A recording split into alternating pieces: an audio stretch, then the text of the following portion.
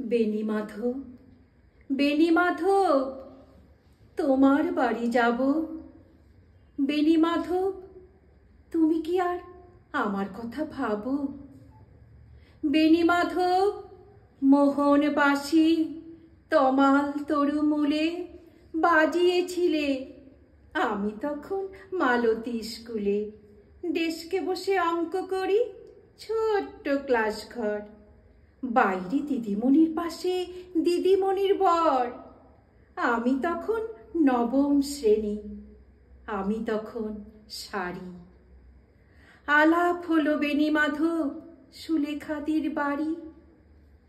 বেণী মাধব, বেণী মাধব, লেখা পড়াই ভালো। শহর থেকে বেড়াতে এলে আমার রং কালো। তোমায় দেখে এক দৌড়ে পালিয়ে গেছি ঘরে। বেণী মাধব, আমার বাবা দোকানে কাজ করে। কুঞ্জে অলি গুঞ্জে তবু ফুটেছে মঞ্জুরি।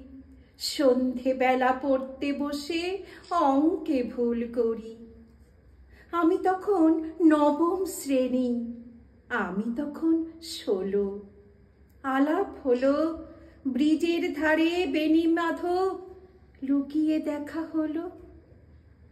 বেণী মাধব, বেণী মাধব, এতদিনের পরে সত্যি বলো, সেসব কথা এখনো মনে পড়ে?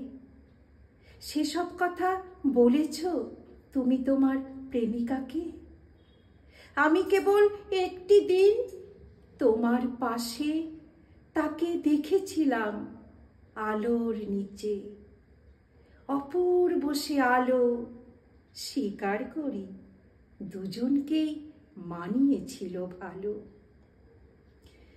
জুড়িয়ে দিল চোখ আমার, পুড়িয়ে দিল চোখ। বাড়িতে এসে বলেছিলাম ওদের ভালো হোক। রাতে এখন ঘুমাতে যাই একতলার ঘরে। মেঝের উপর বিছানা পাতা, জ্যোৎস্না এসে পড়ে। আমার পরে যে বোন ছিল চোরাপথের বাঁকে মিলিয়ে গেছে। জানি না আজ কার সঙ্গে থাকে। আজ জুটেছে, কাল কি হবে? কালের ঘরে শনি। আমি এখন এই পাড়ায় সেলাই দিদিমণি। তবু আগুন বেণী মাধব, আগুন জ্বলে কই। কেমন হবে আমিও যদি নষ্ট মেয়ে হই? আমিও যদি নষ্ট মেয়ে হই।